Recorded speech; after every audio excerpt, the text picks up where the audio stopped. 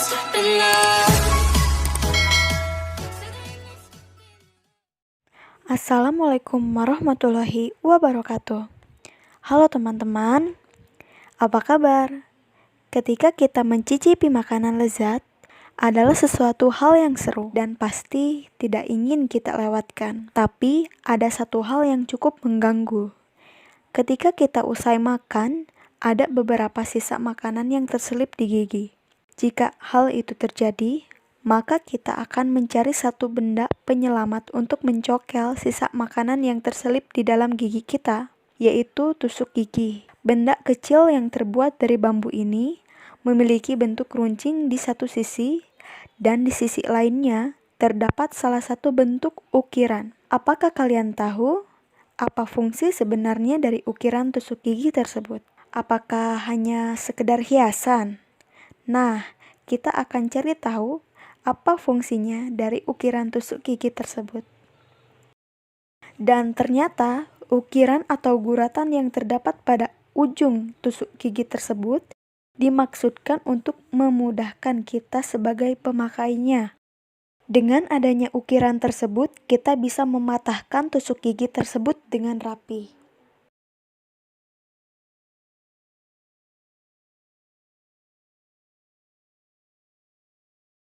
Kemudian patahan tersebut bisa kita pakai untuk mengganjal bagian ujung yang runcing agar tidak kotor dari kotoran di meja ataupun kotoran lainnya ketika menyimpannya untuk memakainya kembali.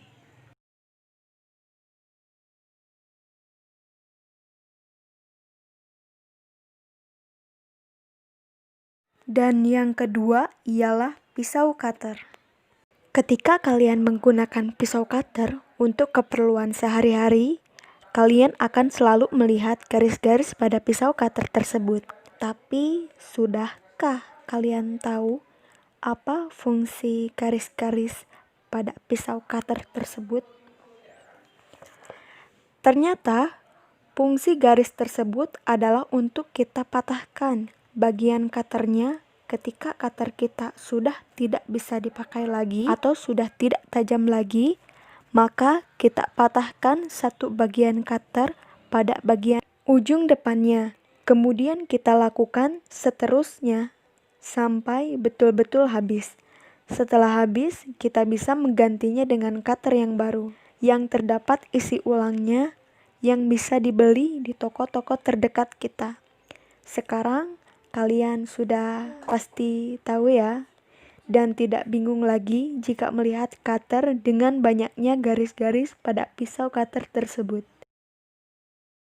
Coba perhatikan kunci gembok yang ada di rumah kalian. Adanya benda ini sangat bermanfaat untuk menyatukan dua pagar rumah kita. Tapi sekarang bukan itu ya yang akan kita bahas.